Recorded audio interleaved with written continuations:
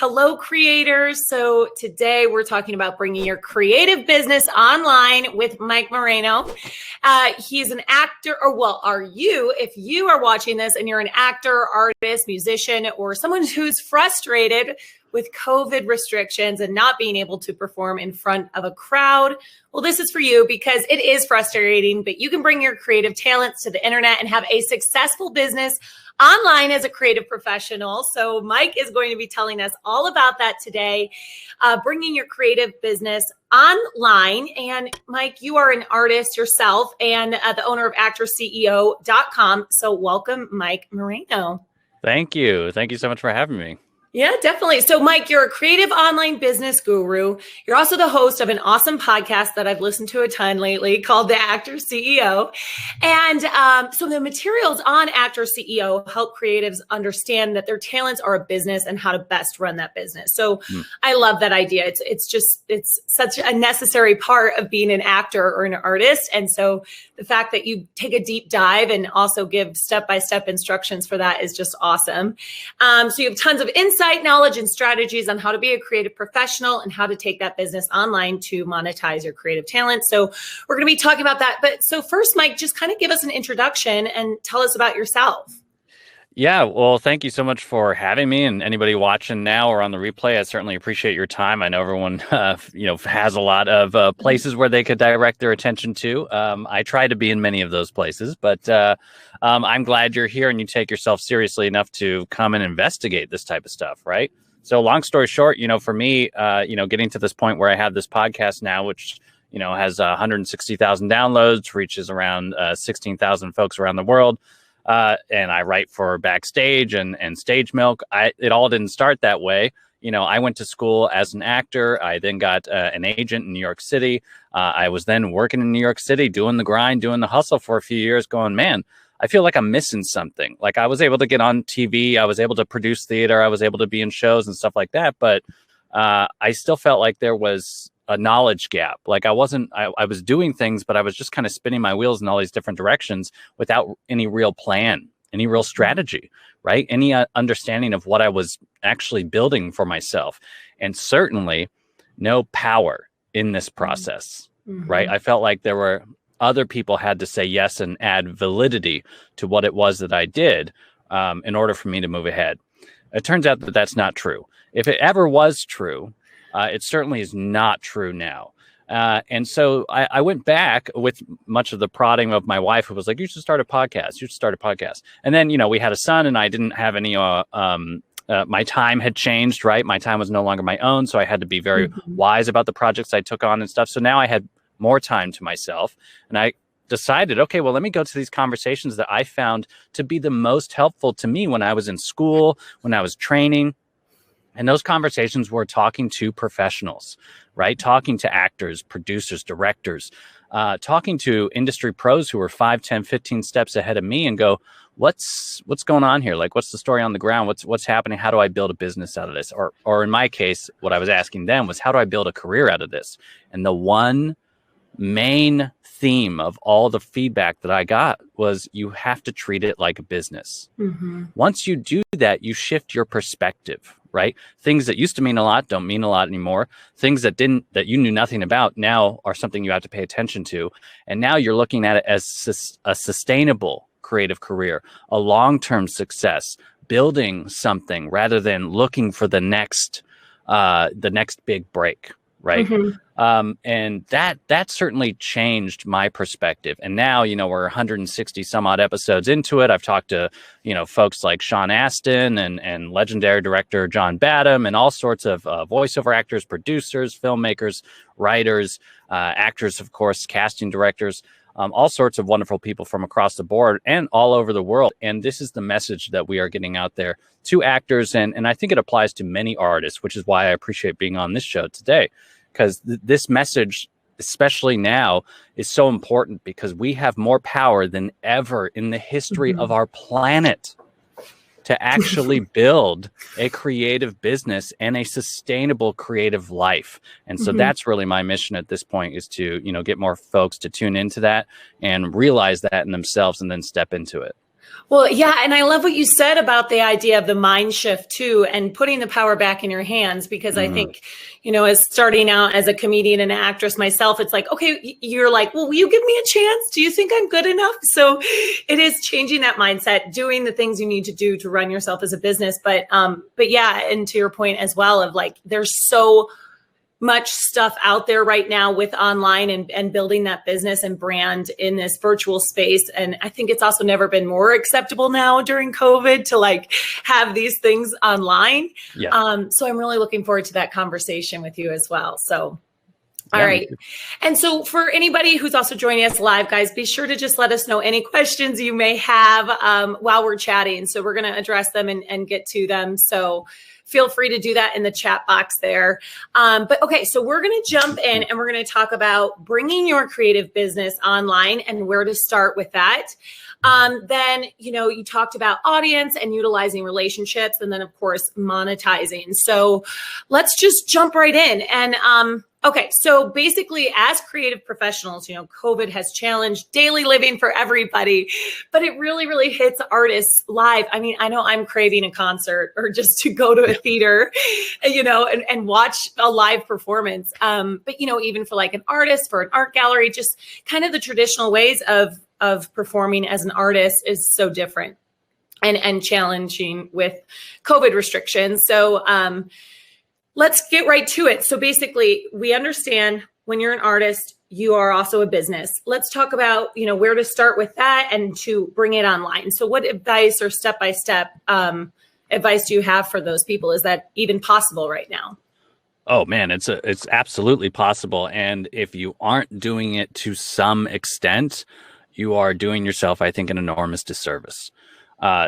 As we can see, especially you mentioned the pandemic, and that is certainly something that we're all dealing with right now, and restrictions around our ability to get together and our ability to do business of many different kinds. Any business, this is the Blockbuster story, right, against Netflix. This is, the music companies against Napster. This is back in that day. This is, or Spotify, I guess you could put it now.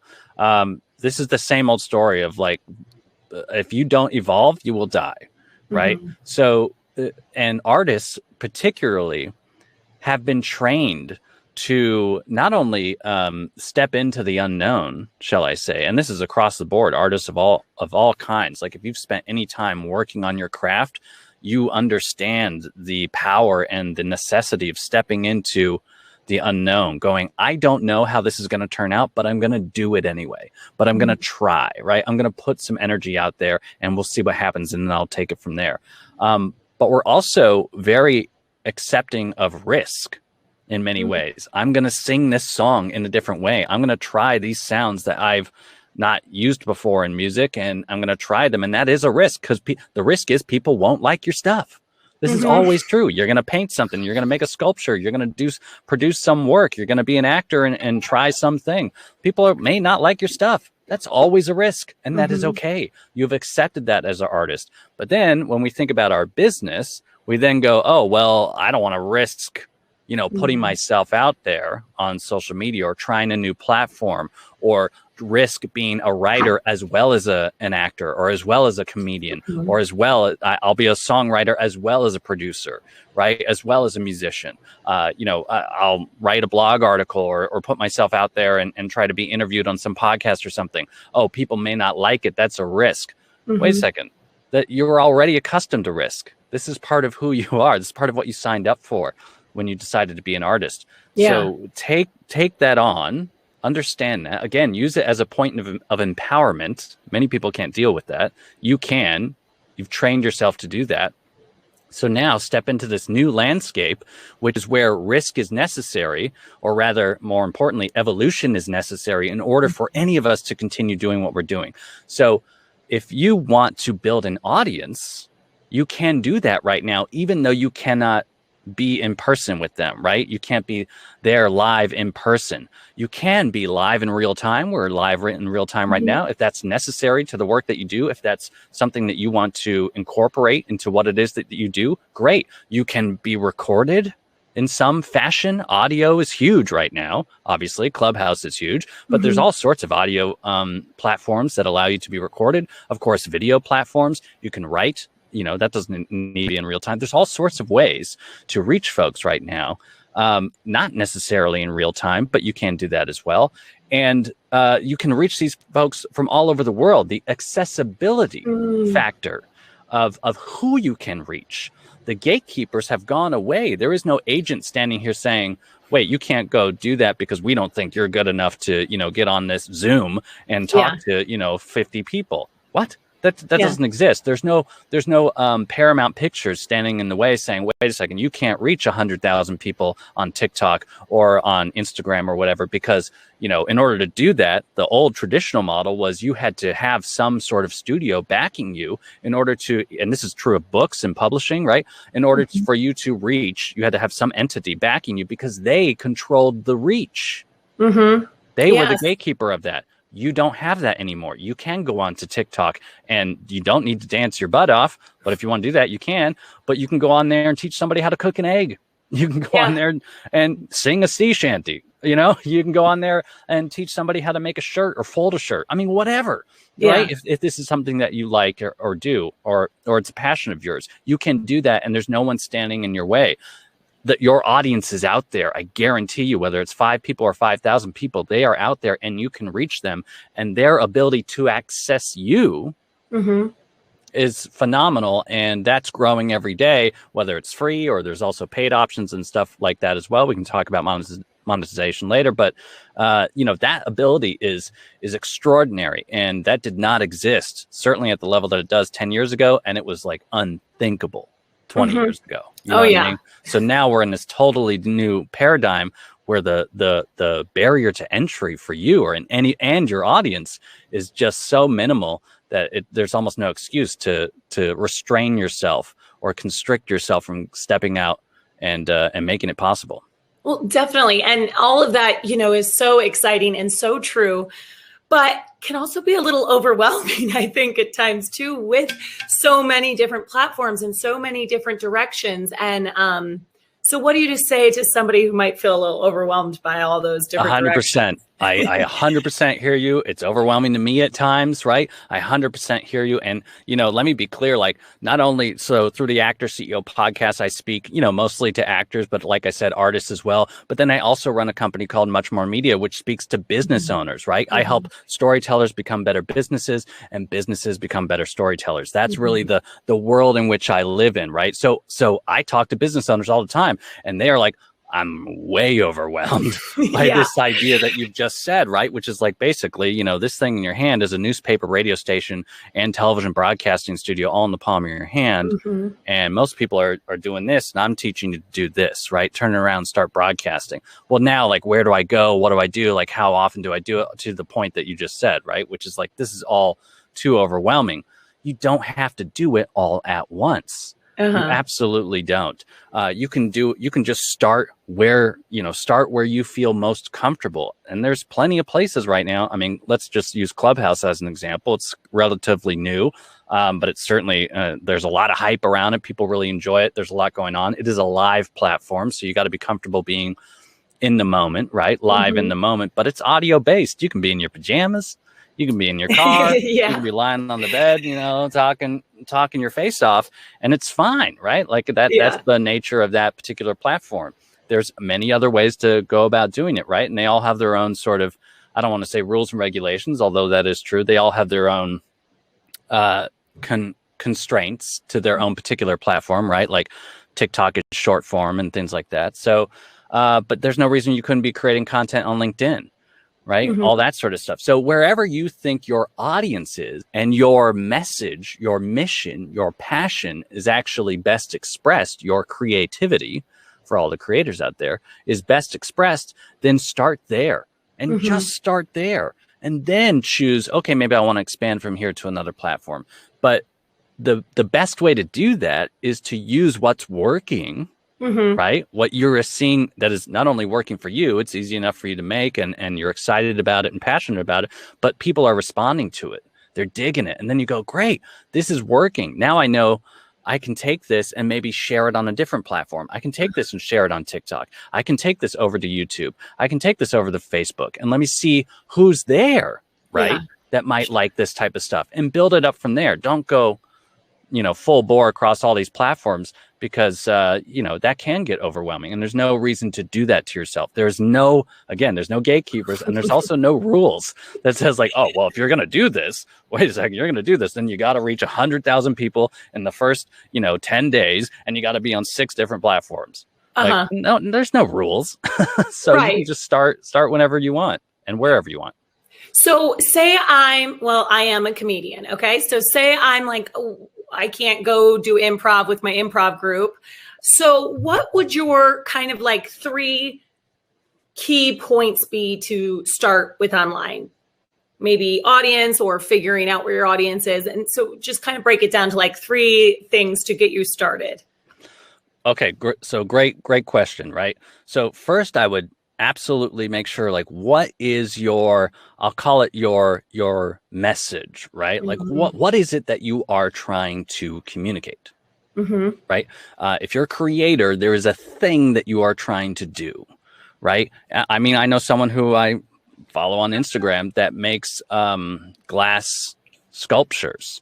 And they're really quite unique, and they be lit from the inside, right? Okay. So this is a very creative thing. This is an artist who's making something physical in the physical world, but so that is what they do. They communicate, right, through that particular art, and maybe there is a tone to that message, right? Like maybe, I mean, this as a comedian, you could be very focused on like political humor or topical humor, right? You could be very focused on maybe like you do a lot of impressions or character, or like you bring a lot of how should I say, like physicality to your work, and maybe that's part of it, right? Or maybe you're very under, like Bill Hicks or something, like you're very like toned down and like underplayed or whatever. Or maybe you're just like crazy off the wall. I don't know, like, or it's a combination, right? But you have a tone, you sort of have a point of view, and that affects your message, right? So that is your message. Once you sort of hone in on that, and if you've been doing what you've been doing for any length of time, you probably have a good understanding of what that message is, right? What that vibe is. So now you have that. Now go about choosing, okay, who is the audience that this reaches, right? Because that's going to be very important. That's what's going to lead you to know what platform you need to be on. Maybe that audience is not on LinkedIn. Yeah. Not necessarily. Right. I want to encourage people. LinkedIn is an organic platform that has a lot of organic reach. There's a lot of possibility there. Not everybody is there just looking for jobs. So anyway, that's a separate conversation. But maybe they're not there. Maybe you find that there's that audience is on YouTube. Maybe that audience is really on Instagram, actually, and that vibes really well with how you tell your story, right? With how you tell your message, rather. Okay, now you know where your audience is. Now you know what your message is.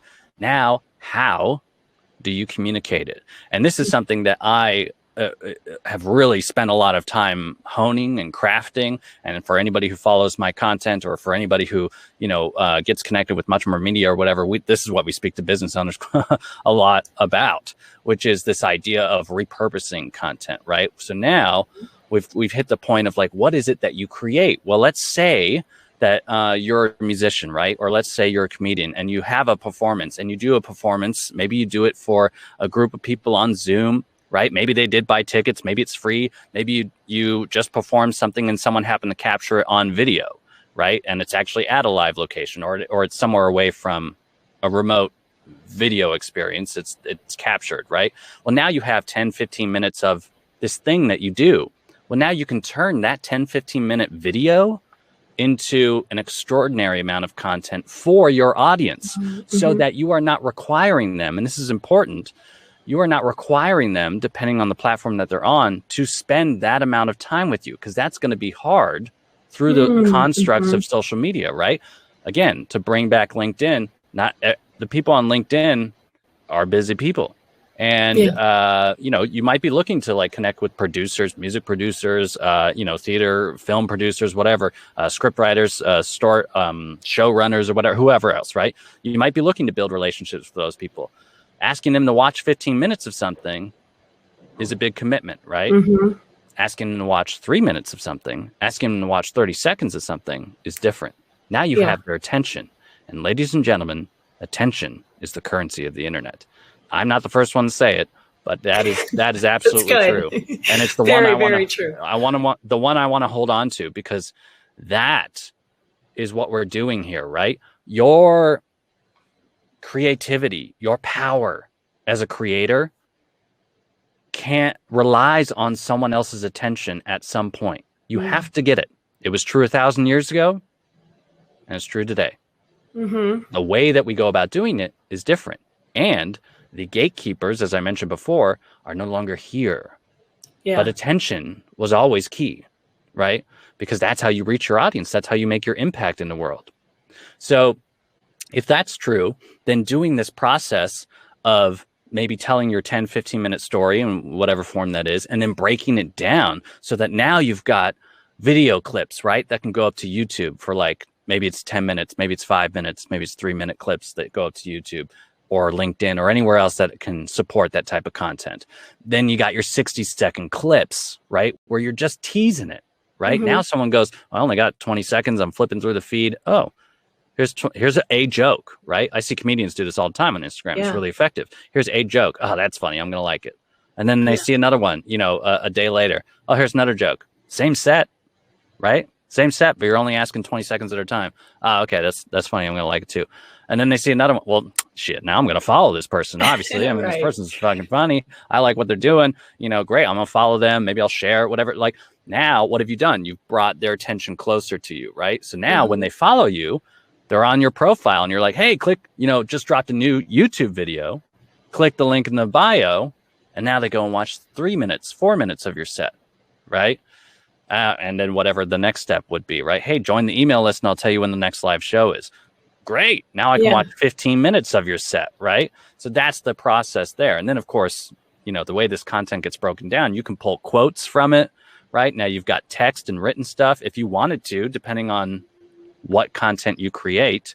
Your 15-minute video could turn itself into a blog post. Why couldn't it, right? Especially if it's a podcast or whatever. Hell, it could turn into a podcast, right? Why couldn't it? And now you give what are you doing now? You're opening up accessibility for people's attention to come in at whatever level they choose into what it is that you do. So I hope that makes sense. And that's something that I really focus on, and I really, really try to encourage anybody who steps into the space to immediately start thinking that way, because it can be extraordinarily powerful for you. Well, and I love that big thinking as well, to understand why you're doing these small clips. And I love that idea of ultimately it's gaining that attention and an attraction again, then to an audience as well. So it really does make sense to me then, because it makes more of a purpose of why I'm doing these little clips. Why am I also putting it on YouTube and pulling from each different space for the ultimate goal of attention? I love that idea. So, as far as the message, I hear a lot, especially on For Creators, we talk about brand. So I think that's also a good way of looking at like what your brand is, rather than like, oh, okay, I'm just this comedian. Understanding your particular message that's very genuine to yourself. So I think that makes a lot of sense too. Do you want to talk a little bit more about that as far as message as an artist? Yeah, I mean, again, this is something that, first of all, it can change over time. Right. There's no reason why it can't. This is something that you probably already innately get, right? You have a good, solid feeling on what it is that you're trying to say in the world, right? The impact that you're looking to make. I think knowing that is important. There's something, no doubt, I think any creator who really, if you choose to be a creator and choose that to be a profession, like you're absolutely motivated by something probably larger than yourself. Like you just can't deny it. You can't deny it. You can steer away from it. You can push it away. You can tone it down, but it is inherently a part of you. So there's no doubt then, as you start to explore it and really allow it to flourish, that there is something that is pushing you towards using your capacity as a human being in this way, which means that you probably have something to say. You want to make some sort of impact in the world.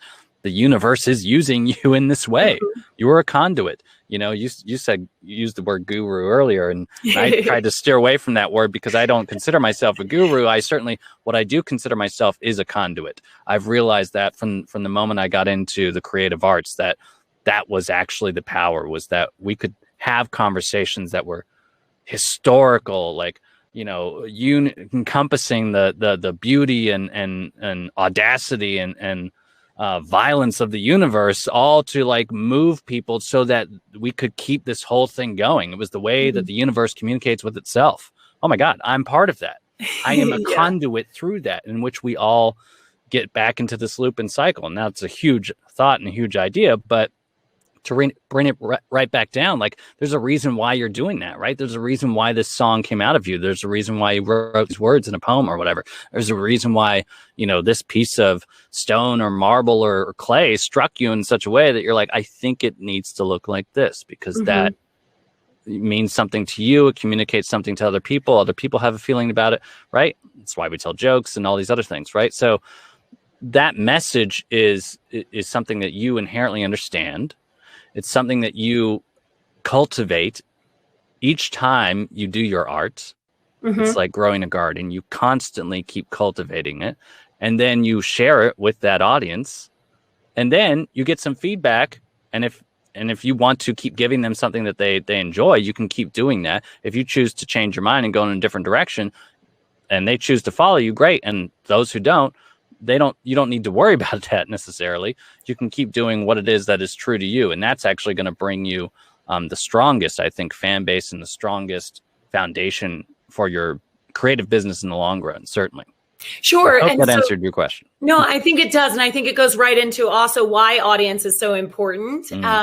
But, you know, I love how when you're talking about the universe is all connected, if that's a genuine message that's coming through you, then there's going to be a genuine audience that needs to hear that message. So I like that idea too, because then you're building up an audience of, you know, people who are wanting to hear that message. So let's talk a little bit then about audience and the importance of the audience, and then we'll talk about utilizing those relationships too. Yeah.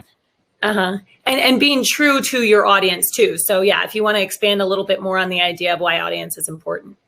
Yeah, sure. I mean, again, like, you're looking to make some sort of impact in the world, and you need other people to do that. I mean, that's who we are as human creatures. So, you know, I think a lot of times as we start to have this conversation about audience, people can very easily go off the cliff of like, I need 1 million followers, right? And it's like, whoa. Let's slow down here a little bit. You know, there's plenty of examples of people with 1 million followers who are not making a dime. You know what I mean? Some great story of some Instagram influencer had 1 million followers, tried to sell a $35 t-shirt or something, made $0. Okay. So like, it doesn't matter, right? Like, so what you want, again, it all comes back to attention. She has the attention of 1 million people, supposedly. What she doesn't have is quality of their attention, right? There's 1 million people that have clicked to follow, but may see 1 out of every 200 of her posts. That is not a way to build a relationship with anybody, right? If you were trying, and this is what we're doing, if you're trying to build a relationship with somebody and you communicated with them 200 times and they only responded once, how much would you really care about that relationship, right? Would you really think that there's something substantive there, or is it not? They don't really care. They're not paying attention. So that's what's happening here, right? So you have to understand that if you have 100 followers, but you have 80% of their attention, 90% of their attention, that means something. That means that they really do care about you, right? They are streaming your stuff on Spotify, right? They are, clicking over to see your post, and they are hearing what you have to say, right? You are making that impact. Now you go, okay, wait a second. So here's my audience of 100 people. I would love to get to an audience of 100,000 people. All right. Who are these 100 people? What ties them all together, right? Where's the overlap? What does the Venn diagram look like, right? Between what I do and what they're interested in, and maybe the other things that they're interested in. Now, once you start to understand who this audience is, what they care about, why they're following you, and you can ask them, right? You can engage with them. There's no reason why you can't like make this upfront and be clear about it. Like, hey, this is what I do. I love that you guys love it. I want to do more of this. Your feedback helps me, right? Because doing what you do in a vacuum without anybody giving you any feedback, first of all, it becomes very lonely. And secondly, it's hard to improve, right? And I think as an artist, you're always pushing towards evolution. We talked about that a little bit earlier. You don't want to be blockbuster, but you also constantly feel like you need to keep evolving. Well, that feedback, that bounce back from the world, the real world, is what helps you do that. I think any artist would absolutely agree with that. So there's no reason why you can't directly reach out and be like, yo, help me. Right. So then you have an idea of who is this audience, right? Who are you speaking to? What are their likes? What are their dislikes? Where are the other places where they get similar information? Where are the other places where they get stuff that is totally, completely outside of what it is that you do? Well, now what information does that give you? It gives you information certainly on stuff that you could continue to create to find more people like them. That would be a great start. But it also gives you some very good information as to where you can go to help spread your message to reach people like them who just don't know about you yet, who either are not on this platform, who just don't engage in the places where you are visible, who haven't said anything, so that you can go out there to that world, right? And say, hey, I exist. This message exists. This type of content exists, and you can find it. Click the link. Follow me here, whatever it is. And you bring them back to the world in which you do actually engage and create your content, and see who follows you back there, and build your audience that way. And that is, from 100 to 100,000 to 1 million, it's the same process. I think that's so interesting because yes. Okay. So if I've started my business, I'm putting my content out there and I have these followers. I think so many people think you're going to just go viral and blow up. So I love that that's an actual strategy of getting to know your audience, understanding what makes them tick. And it sounds like a lot of the work though, Mike. Oh no. Building a career is work? Building a career sounds like a lot of work. But, I do think that there's this idea out there with social media that all of a sudden you're going to go viral and blow up. Can I speak to that for a quick moment? Please do. So, that everybody would love that, right? Everybody would love for this magic thing to happen. But imagine how it's like winning the lottery, right? Let's say that the lottery of attention, I guess we could call it. Sure. But we've heard countless stories of people who've won the lottery and they are not living better lives because of it. Sure. Yeah. Right? They've blown it. Who you were and what you were doing before getting to that level is only going to amplify who you were and what you were doing before. If you weren't running a good system, if you weren't running a good business, if you didn't have a good head on your shoulders, if you didn't know how to handle these things, then you would not be in a good place, and you would probably lose your hold on it. Countless celebrities have fallen into this. Countless athletes have fallen into this. Countless musicians have fallen into this, right? We've seen this happen, where they get to this level of, incredible attention, right? And you think they get what they want, but it's unsustainable, right? And it's also ridiculous to try and think that you're going to create something that is going to be this asteroid that comes out of nowhere and is a big splash. It's like, okay, so let's say that you do go viral, right? Let's say that you win the lottery and something magical happens, and you do happen to tap into something where you now have a lot of people's attention. How would you maintain that, right? Again, how would you maintain that? Let's say over the next 2 years, 50% of that population dies off, right? Because you aren't creating. You aren't doing something that maintains their attention. You had their attention for a brief moment of time just because it was topical or relevant or whatever, but then they die off and you don't have their attention anymore because they really didn't care about the other things that you did. You just had their attention for a brief moment of time. You just happened to capture a lot of it all at once. So unless you have a system in place to ensure that you're maintaining, again, quality of attention, right? That you're maintaining the quality of your audience. Right. And that would allow you to go, let's say you do go viral, to then hold on to a lot of that attention because you understood what was happening, you understood how to tap into your audience, you understood how to do it for the right, under the right conditions and for the right reasons. Mm-hmm. Well, and that makes a lot of sense too. And even sometimes people who have become really big said there was so much underneath all of it. Like, no, I've actually been doing all of this, and now The and classic then they story of, yes. I've spent 20 years becoming an overnight success. Right. Yes, Right. exactly. And so can you speak a little bit to consistency as well then, if you are building the audience and then, the consistency that it takes as well? Yeah, 100%. Again, the idea of 10, 20 years, to become an overnight success, like that's consistency, right? And many people go through that, athletes, celebrities, that we all, have become household names, have certainly actors have gone through that process. Comedians have paid, a lot of them have paid their dues to go through that process, certainly musicians as well. And that is that world of continually doing what it is that that you do best, putting your mission out there, your message out there, right? Looking to make that impact, connecting with the right people so that you can do that process. That hustle is something that we are all certainly familiar with. And for many years, I mean, up until very recently, has really all happened offline. Mm-hmm. But now I think the reason we're having our conversation today is because what we're talking about is like that hustle can happen online. Yeah. And there are efficiencies in your energies that you put out that can happen in this space that could not happen offline, right? Mm-hmm. You're a New York comic and you're playing in New York comedy clubs. It takes time to go there, right? Yeah. It takes time and once you do it, you can't repeat it. Uh-huh. Yeah, you were either there, you weren't, right? You either heard it or you didn't. Well, if you recorded it on a podcast, you can hear it again. Right. You can hear a clip, right? They can see the joke written down in the tweet, right? Yeah. And it's often like now it's, and maybe that tweet becomes viral in its own little sense.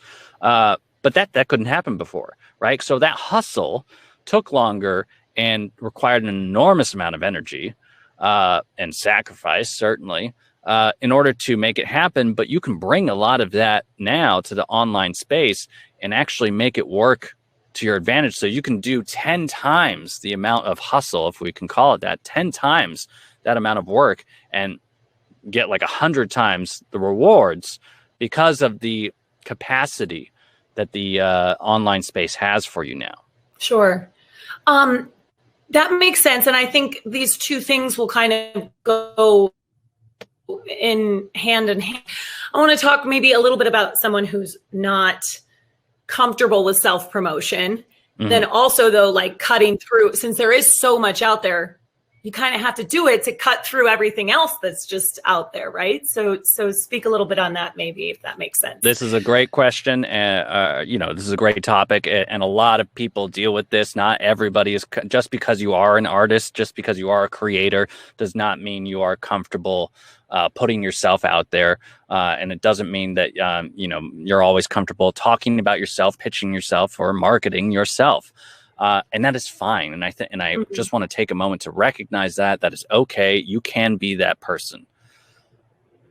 However, we are in a dynamic environment where, again, attention is how you build your business, mm-hmm. regardless of how you go about it. So if you're at the capacity where you can bring on people to essentially do that for you, like a publicist, like a PR agent, like an agent, like a manager, or whomever else, a booking agent or something, great. Then outsource, do what you do best, mm-hmm. and outsource the rest, mm-hmm. right? Sure. That's great if you can do that. A lot of folks are not in that capacity. And that is certainly the traditional model, right? Which was like, oh, well, you got to a certain point and then you brought on people to do it for you, and that's when you would do it. But we don't have to wait anymore. Yeah. We don't have to wait. From day one, you could immediately start promoting yourself. There's no reason why you can't. And the way I encourage folks to think about it, because again, I talk to business owners over at Much More Media. They certainly fall in this category. I certainly deal with a lot of artists and actors, especially, are notorious for not promoting themselves, not marketing themselves. They see it as sleazy. They see it as narcissistic. They see it as, self-promotional. They see it as, I should just be the actor, right? I just want to be the actor and, have people somehow discover me or find me or whatever. Okay, well, that's not going to happen. And that's the truth of it. So I think that is an important aspect. You do need to be honest with yourself that, like, you're just not going to be discovered, right? You can't. I heard someone say one time, you can't be a secret and a success, right? Like, they're mutually exclusive things, right? Again, why? Because of the attention. The attention factor is what leads you to being a success. People need to know that you exist, that you provide a service or product or some sort of value to them, that is even an option. If they don't know about it, it can't happen, right? It doesn't matter. So that said, I think to flip it on its head would be a good way to look at it for anybody who's hesitant about self-promotion. Don't think about it as you marketing yourself. Think about it as you being confident in what it is that you do, right? In the value that you bring. You know that if you've been doing this for any length of time and you've had any sort of audience at any point in time, you know that what you do is good. You know that what you do is valuable. You know that what you do is something that people enjoy, that they connect with, that they appreciate. These cannot be taken away from you. So even if someone else says, oh, that's not my thing, I don't like it, whatever, that's fine. That doesn't exclude everybody else who said yes, right? And that does not exclude how you feel about it either, right? So I think that's important, not hanging your value on someone else's opinion. Sure. Right? Yeah. So if you are confident in what it is that you do, you know that what you do provides value, you know that you can make an impact, then all you are doing when you step out there and choose to market it or promote it in any sort of way, all you're doing is helping someone else see that. All you're doing, you're just turning their attention from over here to here and go, oh, that's interesting. Yeah, that's all you're doing. Could you do it in a, extreme way where you're really sleazy about it and you're like dropping in the people's DMs? Yo, I get this all the time. I'd love to be on your show.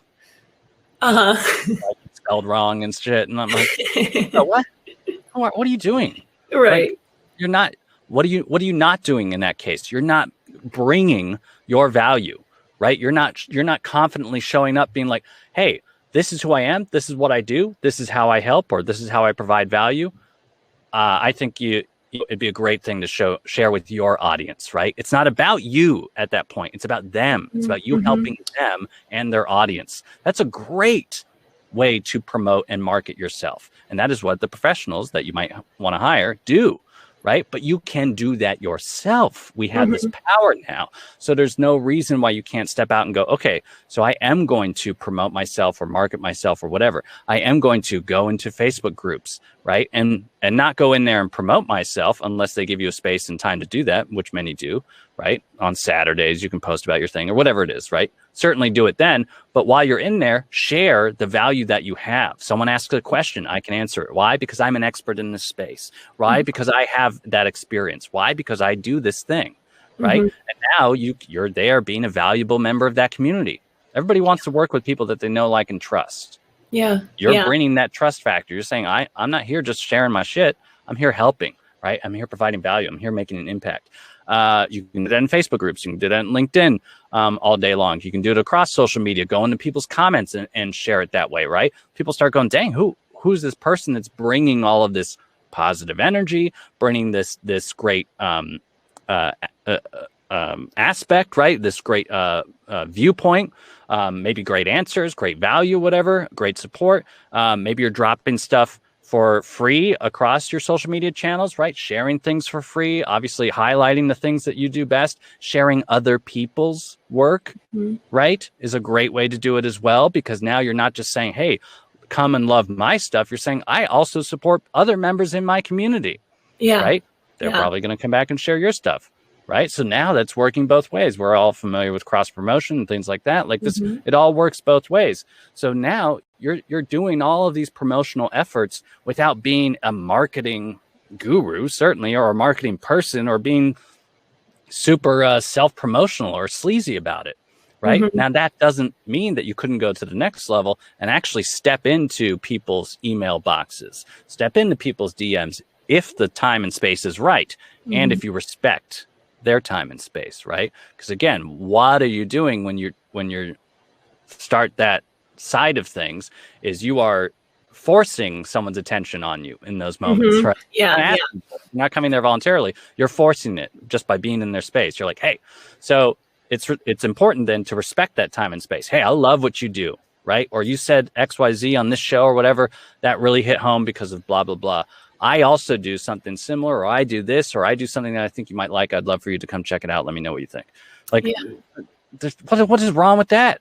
That's super straightforward. It is coming from a place of confidence, right? It's coming from a place where you know that what you bring to the world is strong and valuable, but you're also recognizing them, right? It's a two-way street. You're keeping this about building a relationship. You're collaborative in this conversation. You're not just about, yo, come like my stuff. Yeah, definitely. So it goes back to, audience and how you can serve your audience. It's about them, not about you. So 100%. That's a great mindset and makes a lot of sense for self-promotion in a positive, giving way. Okay, so let's talk to then monetizing your creative business online. So we have it set up. We understand our audience and our message and what we're doing. So what kind of insights or strategies do you have for monetization? This is strongly going to come from knowing your audience, right? Your audience. And so what is it that you do and what is it that your audience likes to spend money on, shall we say? And is there a middle ground? That's probably the easiest way to look at it.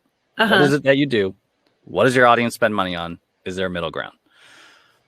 Because maybe you are, a musician, but you can sell t-shirts because they are cool spending money on that type of stuff, or they are cool spending money on your music, or they're cool spending money on things that are aligned with your, message and what it is that you do, that vibes with them in some really either unique way or some, pretty straightforward way. I would say t-shirts and stuff like that are like pretty straightforward.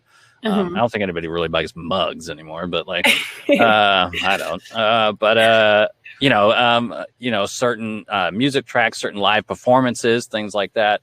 Those are all things, of course, that like you're really finding that middle ground and it makes a lot of sense. But that doesn't mean that there's not areas outside of that, right? So now you step into the world of like subscription models, right? Like Patreon, some people are very familiar with. I know there's some others out there as well, where now you become, this person becomes a subscribing member of your audience, right? I know comedians recently who have dropped their own app where they produce their own content and they put it out in the app and you subscribe for $5 a month. And now you have access to all of this great content with somebody that you enjoy and in this tone and in this world of comedy and topics and everything that you really enjoy. So now you have on-demand content. People are very familiar with that model. So that's a great idea, is the subscription side of things. But you could also go to another side of things, which is like the world of affiliate marketing, which I happen to make money in right now just with my actor community. That's because there are things that actors spend money on, and there are things that I talk about and that I reinforce and ideas that I focus on, and there's a middle ground. And I found that middle ground, and now I sell other people's products and take a commission on those products. That's it. And so that's affiliate marketing. There's, of course, sponsorships that come along with that, which is like you work closely with somebody and say, for a period of time or to reach a certain number of people or to do XYZ actions, you're going to either pay me a percentage of people who come in through you, or you're going to pay me to do this thing so that you're paying for that visibility. That's all fine too. Of course, we've seen the YouTube model be very, make that pretty clear. I think people understand that, where they're selling ads, right? And depending on the amount of views you get paid a certain amount. So there's lots of different ways that you can run that monetization model, and you could do multiple models at the same time, right? There's no reason why you can't. And again, the more you understand where the attention is going and the quality of that attention, the better you're going to understand what is the best way to insert monetization in here if it works. Mm-hmm. Sure. So, and you talked a little bit about affiliate marketing, and is that something that can be across all sorts of platforms, not just Instagram? I did a whole webinar on affiliate marketing as an influencer on Instagram, but that's something that could be on all sorts of platforms. Or to an extent, yeah. You know, there's things like GDPR, which you have to be very conscious of, and that's the people need to know, first of all, that you're making money on these links, right? You need to be upfront about that. That's part of, you know, regulation that has come down in the last few years about things like affiliate marketing. You can't insert affiliate links into emails. That is not allowed anymore. That's something that came through with GDPR and other things. Certain countries restrict how you can use affiliate links and do affiliate marketing. So, to your point, across all platforms, there are restrictions depending on the type of platform that you're using, email and email marketing being one of those platforms. But it doesn't mean that there's plenty of reach, I guess I should say, for affiliate marketing. Certain platforms may be more restricted or may not allow it at all, but it doesn't mean that you can't actually have really quite a broad reach for it. Sure. So we talked a little bit about too now how exciting it is that there's not these gatekeepers on social media and online. What do you say to the extent of an artist wanting to grow and garner attention from, say, a gatekeeper like an agent or, you know, somebody who could promote them or bring them to another level? So what do you say to that? Yeah. Great. I mean, there's no reason why you can't absolutely aim for that process. And I think it can be very useful. Two things I would say to that. One is, and agents tell me this. I mean, somebody literally said this on my podcast just the other day. Agents want to work with people who are already working. Mm-hmm. Right? Now think about why, right? They are a business, right? Mm-hmm. They're running their own business. And now your business comes along and says, I want to partner, right, with your business. Well, wouldn't you want to work with somebody who's like has a proven record of doing what it is they say that they do? Who has some sort of obvious, who isn't coming in saying, I expect you to do all the work, right? Mm-hmm. I just pay and I expect you to do all the work. I'd be like, no, man, no, that's not a good return on my investment. My investment, my time, maybe my money, right? My energy, certainly. It's not a good return on investment. So you have to respect that, and you have to understand that that's going to get you where you want to be with an agent much faster. If you are coming in showing, no, I'm going to do this, whether you're with me or not. Mm-hmm. Second thing is understanding the agent's role, right? And it might work maybe a little bit differently in the world of, I don't know, fine arts or and maybe possibly music. But I'll speak from my experience, which is certainly the world of entertainment and acting, which is that an agent essentially is your sales rep, right? Mm-hmm. That is their job, and they make 10%. Mm-hmm. They don't make 90%. So they're not doing 90% of the work. Who's expected to do 90% of the work? You, motherfucker. You. Right. You should, that makes sense. Right? No reason why you shouldn't. Because there are, think about who, having one person work for you or having two people work for you. Well, now you have two people because you're also still working for yourself, right? There are things that you can get. You can get podcast interviews. You might even get radio interviews. You could get publications and outlets and articles. You could get partnerships, right? You can do that yourself. And of course you can create, and you can create all sorts of different opportunities to find more audience, and that makes you more valuable to the agent, makes you more valuable to the business that you're looking to grow. It just helps everything, right? So it's important to know those two things, right? They want to work with somebody who's already working, and they are your sales rep. They are working for you, and they have a specific job. They can't do everything. Your agent is your publicist. Your agent is usually not your manager, right? A manager is there to, just to draw a distinction, a manager needs a career to manage. Yeah. Right?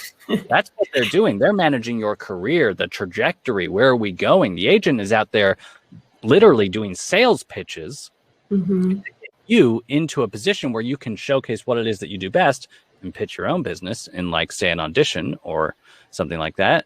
And hopefully then get a get a job that then allows you to make some income for the business, and then put you in a position to do that again with another higher quality opportunity. Yeah. Well, I love that. You said about the agent takes 10%, because oftentimes I think as an actor, sometimes it's like, well, I'm showing up and I'm doing the work and then you're getting the money, but you're so right. It's not even about when you're on set. There's so much other work that came before it. And again, it's kind of goes back to the negotiating contracts and things like that too. That's very important to realize. Exactly. You're not doing that, and you probably shouldn't. You should have a professional do that.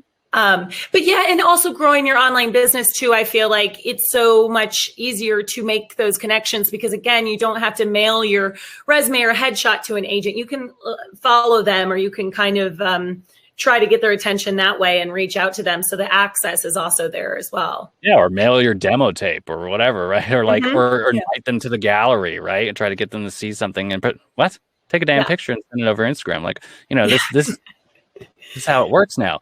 And so imagine now, like, the reach that you have with the professionals that you want to engage with, right? Again, being mindful of their professional time and space, and not being someone who's annoying, or you definitely still want to make a good first impression, but standing up for your business and being like, no, I am reaching out to these people. I am going after these people, and I'm going after somebody, and we're working together over a period of time. And if it doesn't work out, great, I'm moving on. And I'm moving on to another person. I don't need to feel locked in and be like, oh, well, they've been my agent for the last 2 years, but I don't feel like things are going in the right direction. Well, whose business is it, baby? It's your business. It's your business, and they are your sales rep. And if they're working at, I don't know, Verizon would have no qualms about firing them. So if they're underperforming, and that's just is what it is. You play a large part in this too. Like I said, 90%. So you got to make sure you're performing. But if the time is right to move on, then it's your business. A thing I always try to reinforce is that no one cares about your business as much as you. And that's true of every business, right? The Best Buy employees do not care about Best Buy as much as the CEO cares about where Best Buy is going and what, next month is going to look like or whatever, right? And the board of directors and go down the chain of command. They just don't, and they don't have to. It's not their job. Yeah. But you, as the CEO of your business, damn well better be the most passionate and care the most about where thing goes, because you're the one who determines whether it survives or not. Yeah, definitely. Okay, so anything else on monetization, or you guys, anybody for watching, send us some questions if you have it. But yeah, any last thoughts on monetization or about this whole subject in general? Yeah, we're going into detail here. I appreciate the deep dive. No, it's so interesting and important, and I'm loving this discussion, because I think it's so true, though. There's so much power in your hands right now, and so it's a really exciting time. So, I mean, there is so much potential. It is a bit overwhelming, but like you said, kind of just doing that work and caring about it and having a genuine message, it'll guide you in the right directions. Yeah, absolutely. Yeah. Okay, so anyone have any questions for us? Any of our attendees while we're here? All right. So, Mike, do you want to say any closing thoughts, or give a chance to promote your own businesses?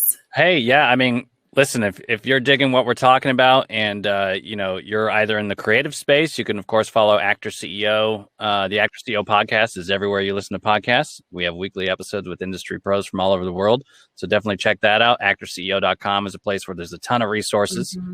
Definitely check that out. And if you're a business owner, you're looking to expand that side of your business, that visibility and storytelling side, and reach a bigger audience, Much More Media is the place to go. So muchmore.media, and you can find out about everything we do over there. Okay, awesome. And you're on Instagram at Actor CEO. That's where I was connecting with you. And you guys can follow us at For Creators, COM, For Creators Com on Instagram. And I am on Instagram at Lou, LOU, POPO 999, Lou Popo 999. Come see all my comedy stuff and more content from For Creators. Let's see here. We got a question. We'll check awesome. The podcast. All right. Awesome. Well, thank you so much, Mike. It was such a great conversation, and I know all of our viewers will get a lot from it too. So thank you so much for creating the space, for creating, this opportunity to have this conversation with so many awesome creators. I'm really excited to be a part of it. I appreciate it. Well, good. Yeah. And check out more on our forcreators.com website and on our YouTube channel. So you can click and subscribe and not miss any of our really great content from all of our live webinars. So thank you again, Mike. Have a great day. Yeah, you bet. All right. Bye. Bye-bye.